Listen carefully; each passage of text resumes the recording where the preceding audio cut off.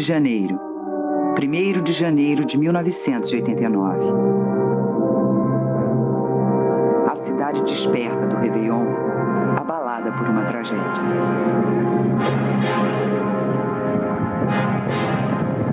De manhã cedo, na área do acidente, as equipes de mergulhadores do Grupamento Marítimo do Corpo de Bombeiros do Rio começaram a procurar as vítimas. Este foi o exato local onde o Batomushi 4 naufragou. Segundo os bombeiros, o trabalho é difícil. O barco está naufragado a 27 metros de profundidade. Mas o Batomushi é um escândalo, porque aquela gente estava avisada. Aquele barquinho de porcaria estava condenado. Os mergulhadores conseguiram chegar até a boate do barco, onde encontraram 2 corpos.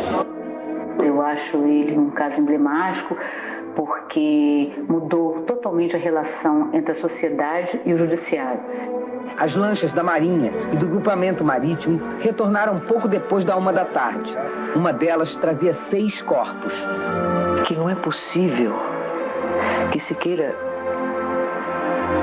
impunemente transformar um chassi de Volkswagen num ônibus e que as pessoas consigam jogar as responsabilidades para quem já morreu. O Batomushi começa a sair do mar.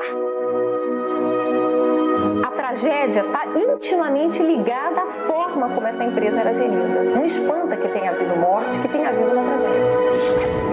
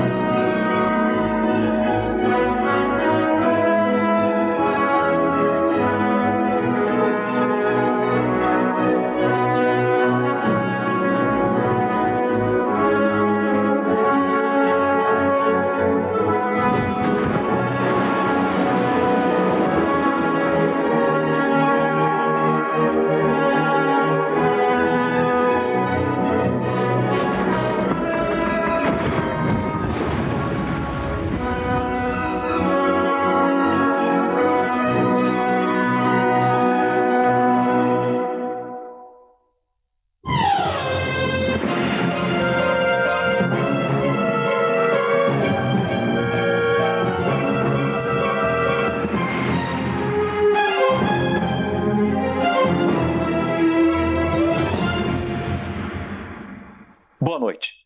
O Linha Direta Justiça continua a série jornalística sobre os crimes que marcaram o Brasil. Hoje você vai acompanhar a história de uma tragédia anunciada. Faltavam 15 minutos para a virada do ano de 1988 e a promessa era de um jantar em mar aberto para festejar o ano que começava. Mas a alegria da festa se transformou num silêncio de medo e tensão. Em seguida veio o pânico e a morte. Quando o barco Batomushi 4 naufragou, 55 pessoas foram tragadas pelo mar agitado. Em terra firme, começavam a estourar os fogos de Copacabana.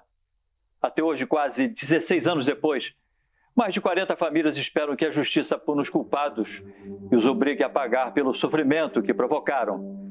Atualmente, o grupo de empresários espanhóis, donos do barco, vive como se nada tivesse acontecido. Essa impunidade, atualmente, ela é o país. E, desgraçadamente, os governos vão se sucedendo, né? O Congresso vai se repondo e se repropondo. A justiça é sempre é cega. Então, de repente, você vê que é isso mesmo. A justiça é cega, não para fazer justiça para todos. Ela é cega porque não interessa ver no nosso país. A errada sou eu. Entre as dezenas de vítimas do Batomushi 4 está Yara Amaral, uma das maiores atrizes brasileiras. A Yara era uma mulher inteira. A Yara era uma atriz maravilhosa, uma atriz de uma potência cênica muito grande. Fez trabalhos excepcionais, uma atriz premiadíssima. Porque a Yara era uma figura politizada, firme, uma mulher batalhadora, socialista, evidentemente, de esquerda, evidentemente. Mas a Yara era uma romântica. Era mãe de família. Era mulher apaixonada pelo homem dela. Ela se dizia uma operária do teatro, como eu também me tive. Era tímida, era doce. Yara Amaral aproveita os dias de folga das festas de fim de ano para ficar com os filhos. O que vocês acharam da cena? Mãe, tá muito legal. Você é a melhor atriz do mundo, mãe. Eu aprendi a desconfiar dos elogios, principalmente dos filhos. Não, mas tá legal mesmo. Naquela semana, ela falou um negócio que pareceu um pouco profético. Eu tava na piscina, tava eu, o meu irmão, e ela virou e falou, eu vou entrar na piscina. Mãe, desde quando a senhora perdeu o medo d'água? Eu não perdi, mas eu estou lutando contra ele. Eu quero aprender a nadar. Ah, mas por que essa novidade agora? É que eu me vejo morrendo no mar. Que isso, mãe? Tá maluca? Eu, hein?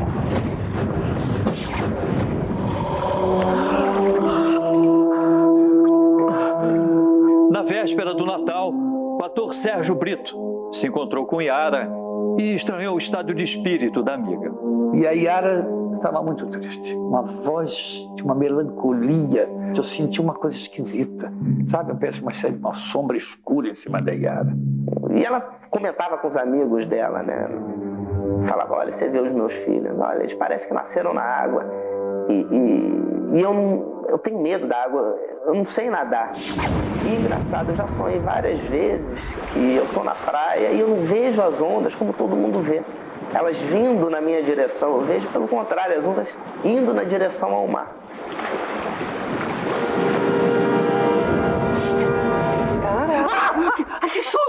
Yara recebe a visita da amiga Dirce Grotkovski. Vida mansa, hein? Estava sonhando com um príncipe encantado.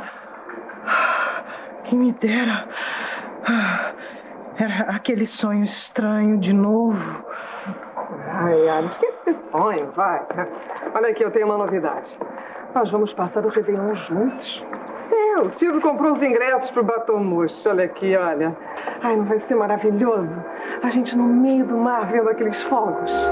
E eu convidei a Yara e a mãe, e aliás ela ficou muito triste porque eu não convidei, eu não levei os filhos, né, aí dela. Eu falei, não, mas esse passeio não é um passeio para criança. Então eles não foram, graças a Deus, né. Muita gente planejava fazer o mesmo programa. Entre elas, as irmãs Heloísa e Elaine Maciel. Que sorte, hein, Elaine? Você estava sem saber o que fazer no seu aniversário? É verdade, então. E eu ganhei 2 convites. Eu não sei, eu estava pensando... Você quer ir comigo? Claro, você sabe que eu adoro andar de barco. Ah, então vamos. Era o dia do meu aniversário, 31 de dezembro. Eu tinha recebido um convite para passar a noite na festa, né, no Batomuxi. A família Fisman também planejava fazer o passeio. Pela manhã, a família Fisman recebe a visita da filha Solange com o marido Roberto. E aí, tá todo mundo animado pro nosso Réveillon? Ai, mais ou menos. Eu não dormi bem essa noite, não. É verdade. Ai, você também? Como assim eu também? Eu tive um pesadelo horrível. Eu sei que a minha turma inteira da ginástica tinha morrido num naufrágio. Jura? Gente, que coisa estranha. Eu também sonhei que várias pessoas estavam morrendo afogadas. Dá licença. Oi, gente, vamos mudar de assunto aí, ó. Boa de prato dos nossos pais. Lembrou? Meus pais iam viajar para comemorar as bodas de prata e nós, os 3 filhos, convencemos a passarmos juntos no Réveillon, no Batomuxi. O advogado Boris Lerner também estava no Batomuxi. Ele convida a família de seu melhor amigo. Boris Lerner, a mulher Irene e o filho Eduardo vão comprar os ingressos para o passeio do Réveillon. Boris, você passou direto pelo Sonho Mar, não é? A entrada ficou pra trás. Ai, droga, eu tô tão distraído. Vê se tem um retorno. E Peraí que eu vou dar uma volta. Ah, Boris, tá ficando tarde. Vambora, deixa pra lá, deixa. Ah, não. O que, Dudu? Vai, por favor. Tá Ele vai querer ir no barco de qualquer jeito. Calma que eu vou dar uma volta, peraí. O restaurante Sol e Mar, no bairro de Botafogo, pertence à mesma empresa do Batomuxi. Aqui, os ingressos para o Réveillon são vendidos. Quem estava ali no Sol e Mar era o Francisco Garcia Ribeiro, que era o dono da Itatiaia Turismo, e perguntei se ele tinha ingressos, e ele disse, você tem que comprar logo porque são os últimos ingressos. E aqueles últimos ingressos, que supostamente eram os meus, eu vi que depois da listagem tiveram acho que mais uns 20 últimos ingressos. Por favor. O primeiro barco a ser ocupado é o Batomushi 3. Nelson Brandão e a mulher estão na fila, atrás de uma família. Um momento, por favor. Quantos? Senhores, o barco está lotado, só cabem mais 2 passageiros. Mas logo na nossa vez, mas a gente vai embarcar, né? Com certeza o senhor embarca na outra embarcação. Tá bom. Olha, tem mais 2 lugares, nós somos 3, vocês podem passar à frente se quiserem. Tá, feliz ano novo. Fomos os 2 últimos a embarcar no Batomushi que não afundou. Os passageiros do Batomushi 4 começam a embarcar.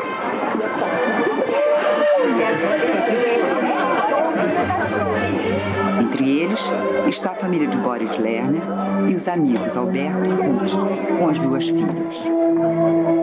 Eu fiz questão que a gente fizesse uma programação no dia 31 para que as 2 famílias ficassem realmente muito juntas, como a gente sempre foi. A atriz Yara Amaral, a mãe e os amigos também embarcam. Até a última hora, o promotor do evento, que restou absolvido, ele vendeu entradas. Até hoje ninguém sabe precisar quantas pessoas tinham naquele barco. O Batomushi 4 parte superlotado. Elaine e a irmã Heloísa foram as últimas a embarcar. Mas nós não conseguimos lugar. Nós ficamos em pé, na frente do barco. Eu acho que isso aqui vai ser um programa de índio, sabe? Esquece, Elaine. Olha, já que a gente literalmente embarcou nessa, é melhor a gente relaxar e curtir. Vamos beber alguma coisa? Beber como? Você acha que a gente vai conseguir achar algum garçom no meio dessa multidão? Ai, que mau humor, Elaine. Olha, desse jeito você vai estragar na festa de aniversário. Falar em aniversário, a irmã já podia colaborar, não acha? Separar esse mar agitado. Apesar das condições do mar, as pessoas estão felizes. Bom que a gente tá junto, hein, Beto?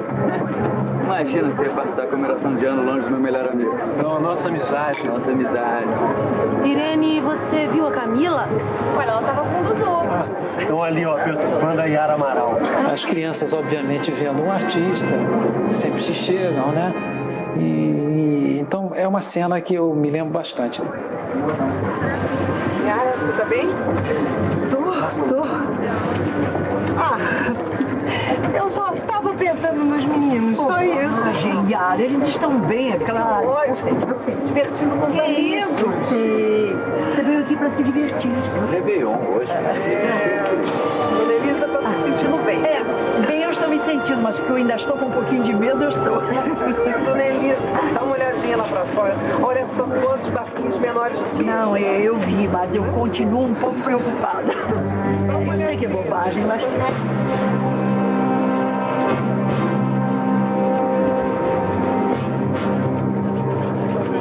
Na cabine de comando do Batomushi estavam o capitão Camilo Faro e o engenheiro civil Mário Triller, responsável pela reforma do barco. Segundo testemunhas, o capitão Camilo já tinha reclamado das condições de segurança da embarcação. Quando ele foi comprado pelos espanhóis, ele já estava velho, já era um barco que não estava em bom estado. O Batomushi 4, um iate de passeio para 20 pessoas, foi comprado por um grupo de empresários espanhóis e transformado num barco de turismo. Na reforma, comandada pelo engenheiro Mário Triller, foi construído um segundo andar com uma laje de cimento de 4 toneladas.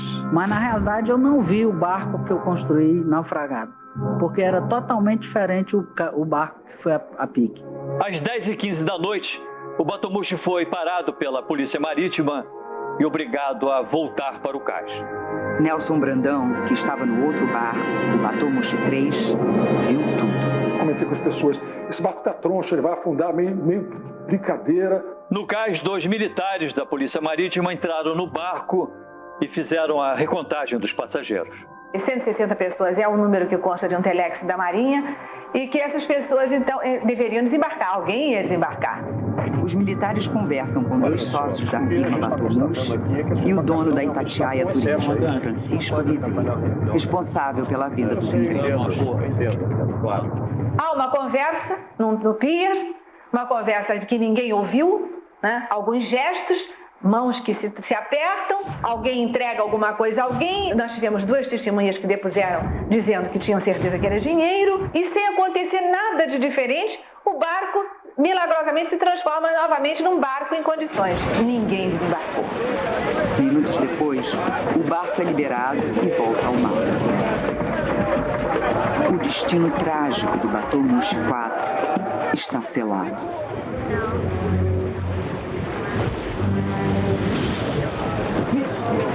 Alegria e tensão tomam conta do Batomushi 4. Vários sinais denunciam a tragédia. Imagina, tem alguma coisa muito estranha acontecendo lá embaixo. Estranho? O que foi, minha filha? Tá tudo alagado, tudo alagado. Alagado como? No banheiro. No banheiro, a água. Em vez de descer, ela tá subindo. Jorrava a água do mar pelo vaso sanitário. O vaso sanitário virou quase um chafariz. Ô Betão, quer alguma coisa pra comer? Bora, se encontrar alguma coisa lá. Na hora do jantar, mais uma constatação. A coisa acabou com uma rapidez muito grande, demonstrando que eles não estavam preparados para aquela quantidade de gente que estava ali no barco. O barco balança muito, provocando acidentes. Não tinha lugar específico para botar o copo, era um copo em cima de uma mesa solta. Os coletes salva-vidas, eles ficavam presos num gradeado, no teto, exatamente em cima da mesa do buffet. Esse estrangeiro pegou esse colete e nessa hora, aí tinha umas pessoas comentaram assim: Ih, lá vai o covardão, pô, um cara desse tamanho, fortão, precisa de colete e tal.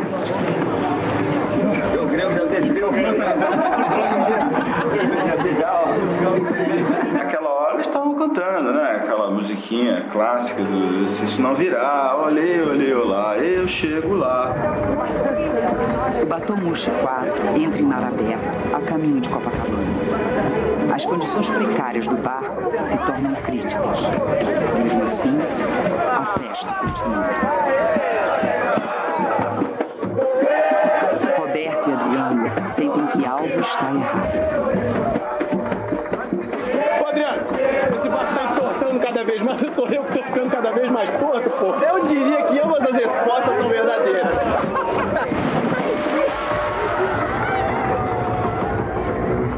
A gente brincando até, cantando, as mesas começaram a vir para cima da gente, que o barco começou a virar para um lado.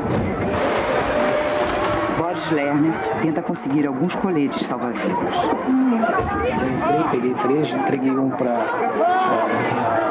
a falecida esposa e deixei um de lado e fui colocar no meu filho. Até minha falecida esposa falou: olha, como é que eu faço? Eu falei: não sei, não se vira. E eu tentando colocar no Eduardo. E eu coloquei, só que eu não consegui amarrar. O casal Weingart, convidados de Boris, entram na disputa desesperada.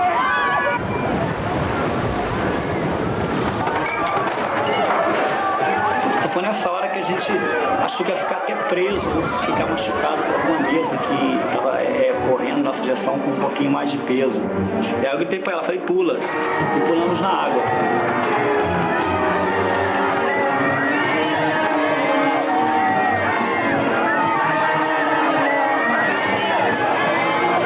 Quando eu fui subir à tona, quando eu consegui respirar, eu comecei a procurar pela minha família. O terror toma conta do Batomushi 4. Valdemar e Ruth Fisma tentam se equilibrar diante do desespero da filha Solange.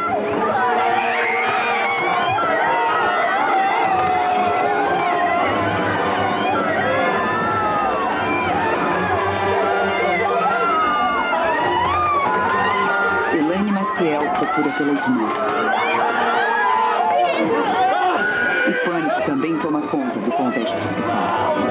Eu sou apavorada, minha filha. Eu sou apavorada. Fica comigo, pelo amor de Deus. Calma.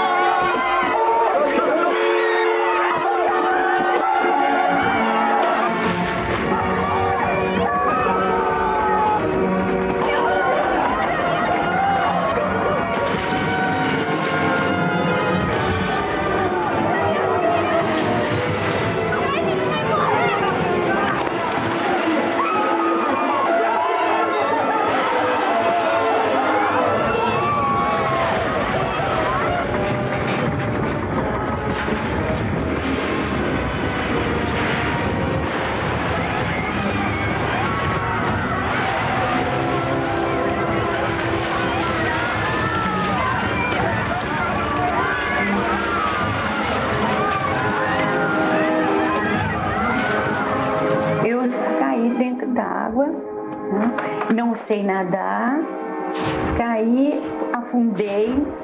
Eu me lembro assim como se eu estivesse dando um voo.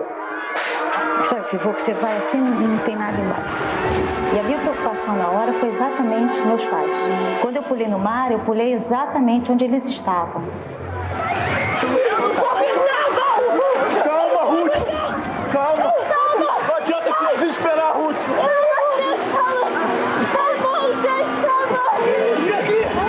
Segura aqui! Segura aqui! Segura aí! Entre a ilha de Cotumbu e o Costão do Leme, a mais ou menos 2 quilômetros da praia de Copacabana, o Batomushi 4 afunda lentamente.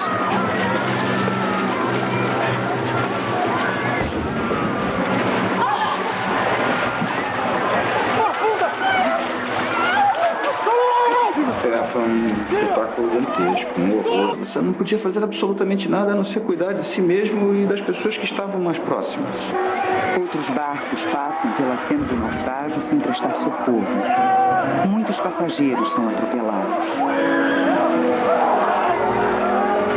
Eu comecei a gritar pela minha mãe, gritar pelo meu pai, não vi ninguém. E depois de uns 10, 15 minutos eu comecei a escutar a voz do meu namorado de longe, gritando por mim, pedindo para eu chegar perto dele. Aí eu fui me aproximando da voz dele, ele estava em cima do casco do barco. Fernando, por aqui! Segura ela!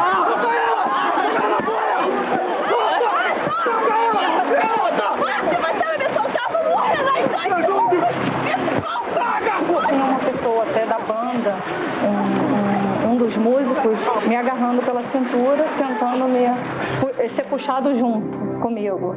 Só que naquele momento eu tive que pedir para ele me largar para eu poder subir primeiro, depois ele subia. Chegando no casco do barco estava o Roberto, meu cunhado, e o meu marido, atual lá, e a gente ficou vendo os fogos de meia-noite nessa hora.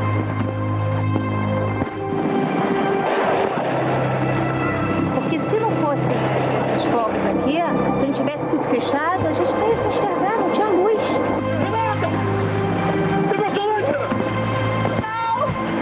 Eu não vi ninguém! Ai, meu Deus, é minha família! Calma, Renata, calma! Eles estão vivos, eu tenho certeza! A poucos metros do casco, o restante da família Fishman consegue boiar com a ajuda das sobras do naufrágio. Eduardo, acho melhor vocês tentarem salvar! Eu e o Ruth não estamos aguentando mais! Valdemar e Ruth Fishman começam a perder as esperanças. Eduardo, eu vou conseguir! Calma, calma! O pescador Jorge Viana passa pelo local e decide prestar socorro. Ele vai salvar a vida de dezenas de pessoas. Eu falei, não, virou um barco aí pelo tamanho dele, minha filha. Deve ter muita gente. Aí mandei o pessoal logo ir preparando os coletes. Na praia de Copacabana, milhares de pessoas comemoram a virada do ano novo. No mar, um resgate dramático.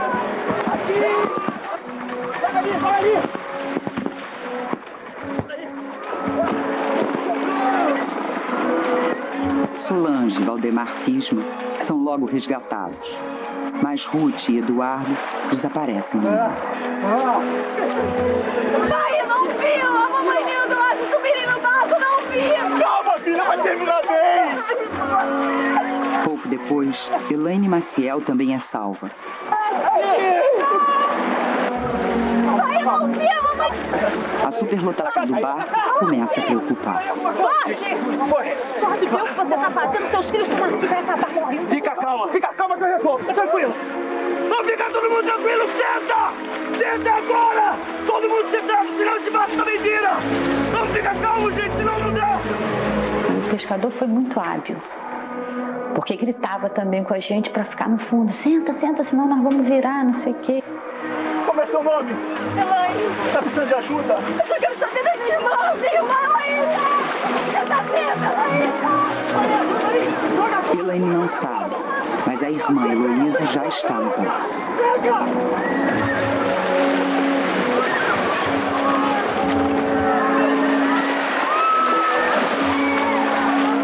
Solange Fisman vê a mãe no mar e se desespera.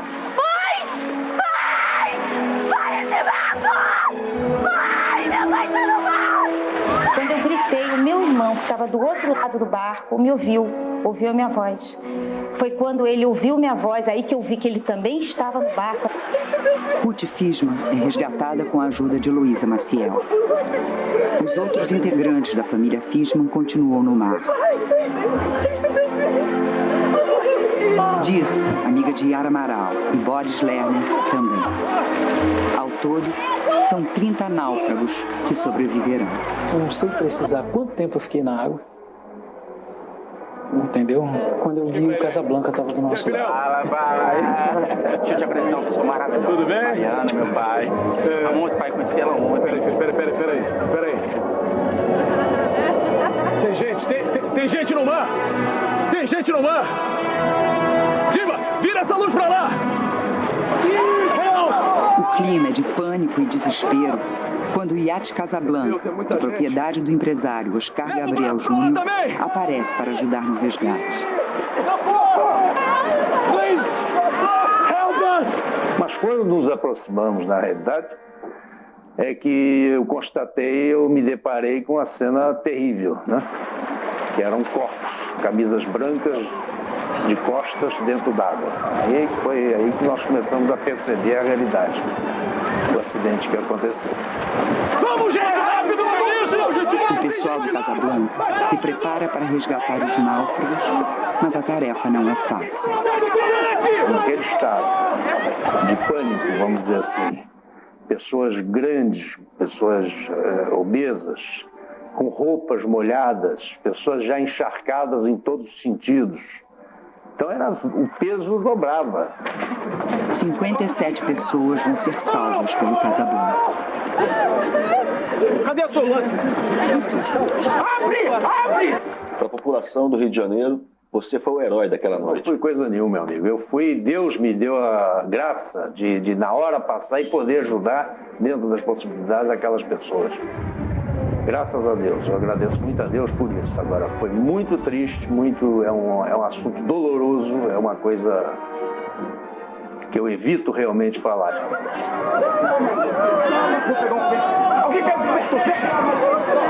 Dirce Grotkovski e Boris Lerner são resgatados.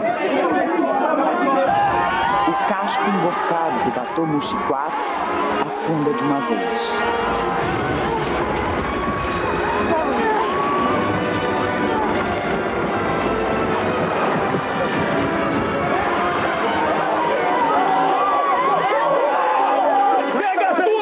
Plástico, madeira, isopor, o que boiar tá valendo! Joga tudo no mar! Para! Ali tem outro! E ele estava completamente desesperado, tentando salvar o máximo de gente que ele conseguia. No próximo bloco. Desesperados, os sobreviventes buscam parentes e amigos desaparecidos.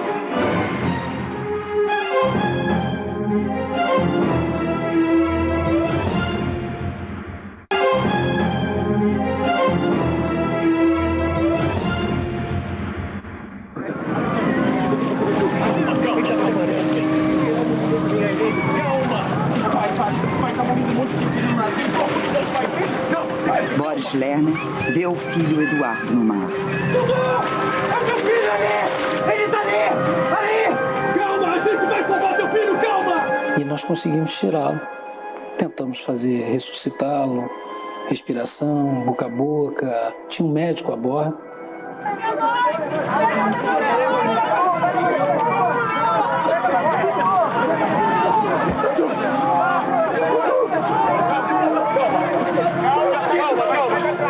Calma, ele é médico. Ele vai salvar seu filho. Calma, calma.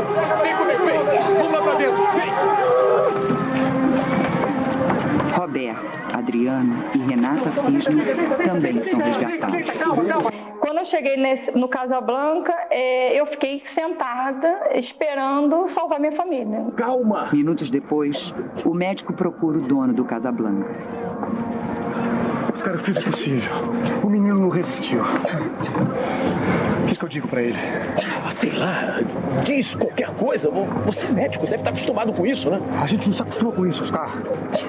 Certo, tá certo. Me desculpe. Meu Deus.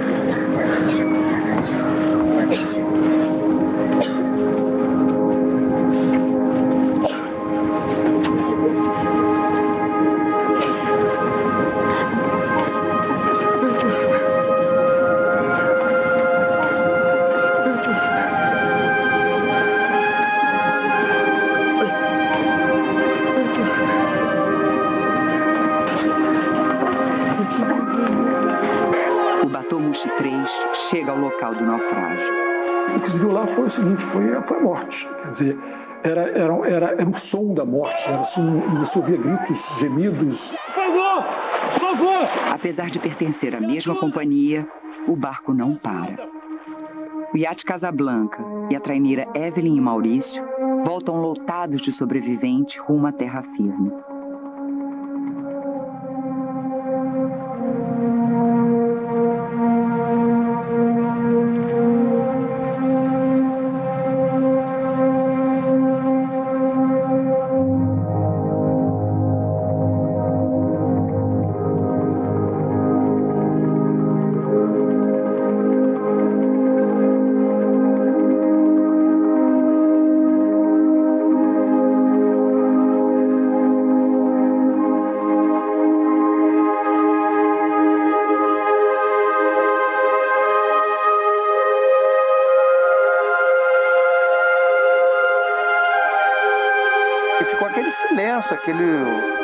Eu não sei nem o que leva aquilo, eu não sei nem te dizer o que é aquilo, se é pânico, o que... Ficou aquilo calado. E naquele momento, para mim, eu tinha perdido a minha família toda. Aquilo concretizou, porque minha irmã, meu irmão, meu pai e minha mãe não estavam do meu lado. E fui no caminho, meio em estado de choque. A mesma empresa que vendeu os ingressos para os barcos Batomushi 3 e 4 realizava uma festa de Réveillon no restaurante Sol e Mar, que ficava no cais. A festa estava no auge quando os sobreviventes começaram a chegar. Alguém me ajude aqui, por favor! Segundo testemunhas, os responsáveis pela tragédia ignoram os náufragos. Foi tão absurda, coisa tão absurda, que eles fecharam o restaurante para não dar acesso às famílias. Então era só pelo salva-mar que eles entravam. Entendeu? Eu não sei, o desrespeito foi tão grande naquele momento que eles não se preocuparam com as vítimas. O socorro se dirigiu em alta velocidade para lá, pouco depois da 1 da manhã.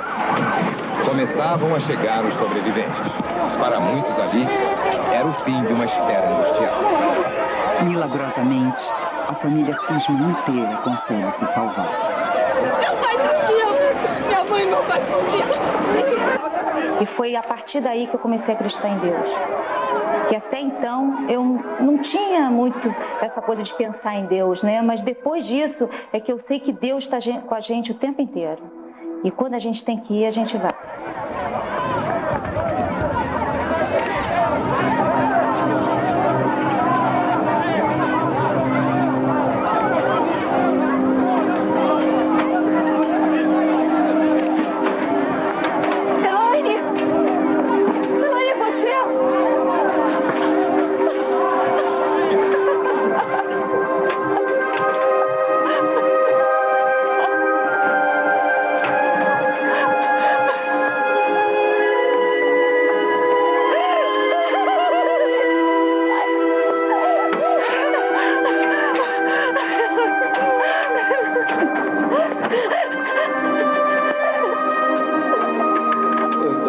as vítimas está Aníbal Teixeira, ex-ministro do Planejamento do governo do presidente José Sarney. Conseguiram suspender, acho que eu perdi um pouco os sentidos.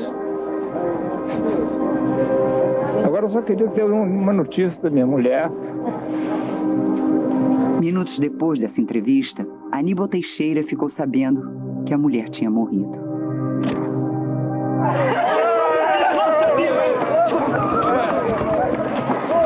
Boris Lerner passa a noite inteira com esperanças de encontrar a mulher e os amigos com vida. Mas a vigília é inútil. E aí eu só vim encontrar o corpo da Irene no Instituto Médico Legal e o Beto, meu amigo Roberto, e a sua filha Camilinha só foram encontrados no dia seguinte. A outra filha dele sobreviveu? Sobreviveu e tinha que encontrar forças em algum lugar, né? Porque eu tinha mais uma filha que não tinha ido e que estava dependendo única e exclusivamente de mim. Os 2 filhos de Yara Amaral estavam numa festa de Réveillon na casa de amigos e se surpreenderam com a chegada do pai. Foi ele quem deu a notícia de que o Batomushi 4 tinha naufragado, provocando a morte de dezenas de pessoas. Naquela hora, a gente tentou não acreditar que era o pior que tinha para acontecer. A gente não queria acreditar.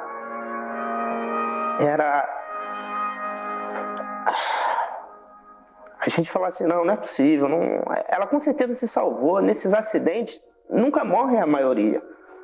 É 1, 2 ou 3 pessoas. E eu falei isso pro meu pai. Ele virou e falou, olha, não, eu acho que a sua avó e a sua mãe faleceram. Essa é a notícia preliminar que chegou até a gente. A gente tem que ter certeza disso. Então, eu quero, garotos, que se preparem para o pior.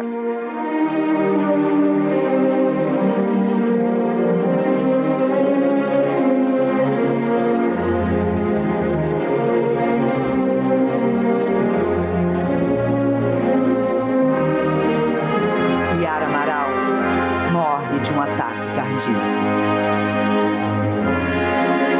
O país inteiro fica chocado com a tragédia e exige a punição dos donos da empresa Batomushi, os 9 empresários espanhóis e um empresário português. Em novembro de 1990, eles são levados a julgamento, mas a decisão é surpreendente. O juiz Jasmin Simões absolve todos os donos do Batomushi. Ele responsabiliza apenas o engenheiro Mário Triller e o comandante Camilo Faro, que tinham morrido no naufrágio. Ele se convenceu, o juiz da primeira instância, que os mortos é que eram os culpados.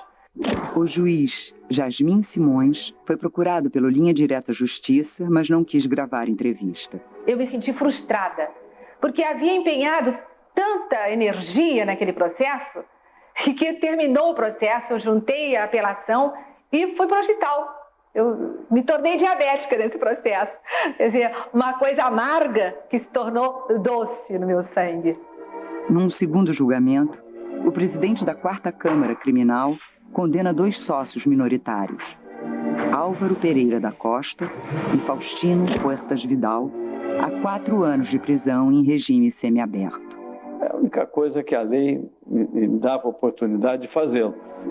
Hoje, o desembargador aposentado Antônio Carlos Amorim trabalha para um escritório de advocacia que defende os empresários espanhóis, os mesmos que ele condenou.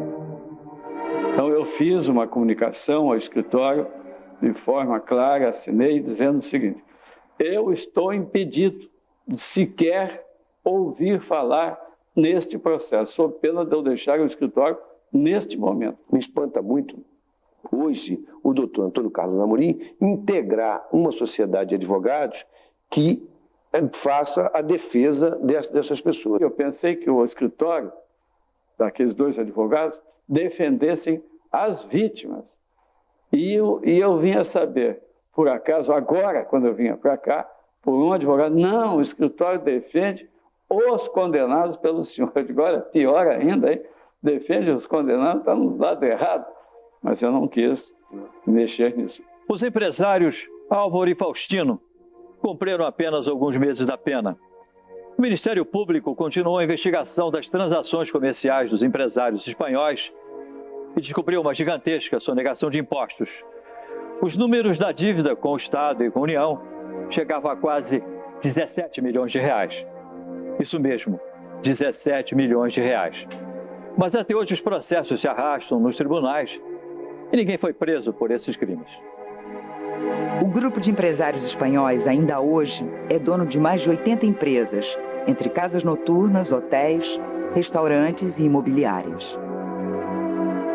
6 anos depois do naufrágio, foi decretada a prisão por sonegação fiscal de Avelino Fernandes Rivera, o cabeça da organização. Mas ele já tinha fugido, ele e também Álvaro e Faustino. As indenizações pedidas pelas famílias das vítimas aos empresários espanhóis chegam a cerca de 180 milhões de reais, que poderiam ser pagos com o leilão dos 87 bens que possuem e que estão bloqueados pela justiça como garantia do pagamento. Mas nem mesmo a justiça consegue fazer o governo federal pagar o que deve. Condenado por ter liberado o barco para o passeio, afinal o Batô foi vistoriado pela Marinha. O governo federal faz como os espanhóis. Até hoje não pagou 1 centavo de indenização às vítimas do naufrágio. Os 2 militares da Polícia Marítima que vistoriaram o Batô Mushi 4 foram condenados até 1 ano de prisão. Outros 4 sócios minoritários do Batô foram condenados por sonegação fiscal, mas nunca ficaram presos por causa de recursos dos advogados contra a decisão da Justiça. Isso desacredita não só a instituição do Ministério Público, do Judiciário, mas desacredita o direito como um todo. Porque para o cidadão é muito difícil entender como que uma situação como essa, tão grave, um crime tão grave como esse, não tenha resultado em punição. Na enquete de hoje, queremos saber a sua opinião sobre a dificuldade de se punir réus envolvidos em processos milionários.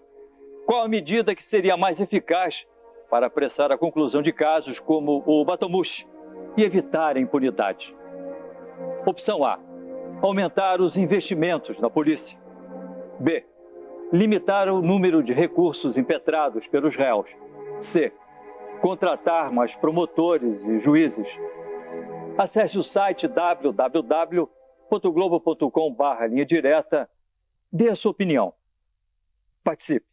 16 anos depois, alguns dos sobreviventes foram levados por linha direta à justiça até o local da tragédia. Heloísa Maciel não conseguiu embarcar. Não, eu não quero. É um estresse muito grande que eu posso evitar. Onde o Batô Mushi 4 afundou, as lembranças. O barco estava superlotado, estava aquelas ondinhas, aquele negócio estava enjoado. Aquele clima que se formou naqueles 5 minutos finais, eu senti que foram 5 minutos de pavor. Eu, infelizmente, vi também em cima do Casablanca. Viu? Eu não vi nada. Eu vi gente chegando perto da escada e não conseguiu segurar na escada. Quando a gente está do lado do nosso herói, você sabe que eu estou tão segura do teu lado? A tua esposa, ela falava, não bota mais ninguém aqui, porque ela via que a coisa estava lotada, né?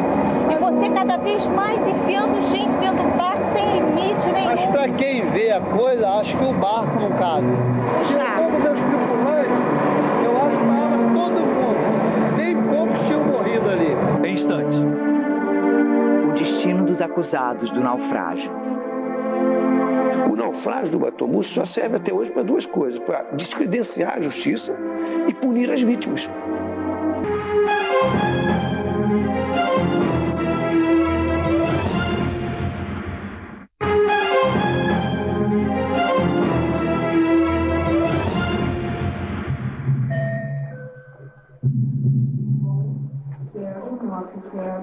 Três empresários, donos do Batô Mushi, fogem para viver na Europa.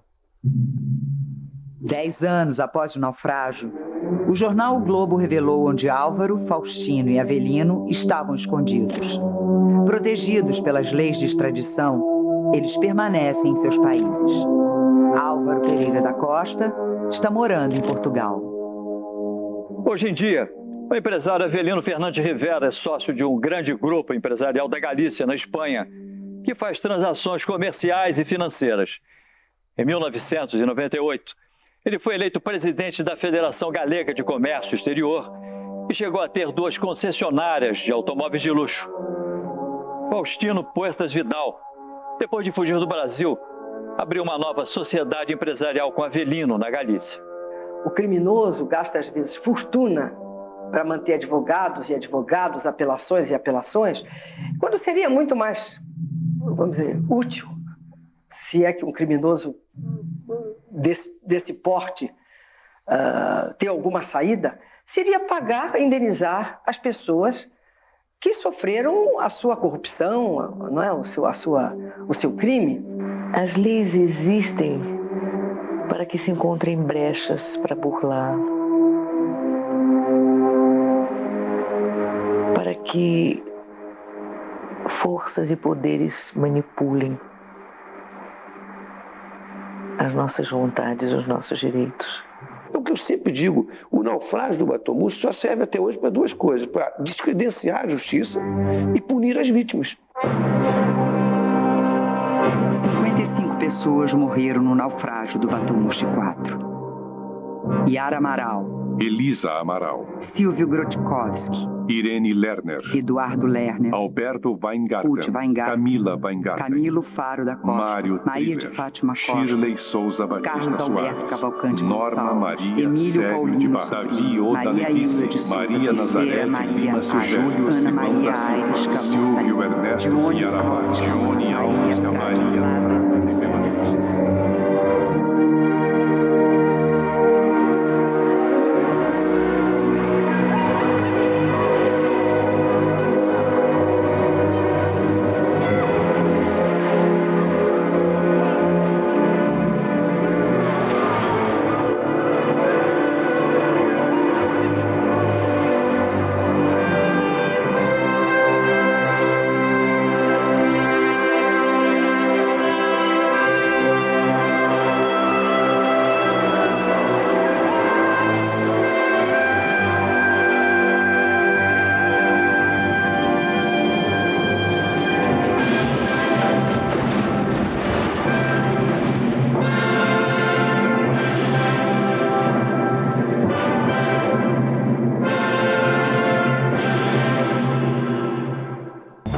Direta Justiça de hoje, você viu como foi o naufrágio do Batomushi, no Réveillon de 1988, no Rio de Janeiro.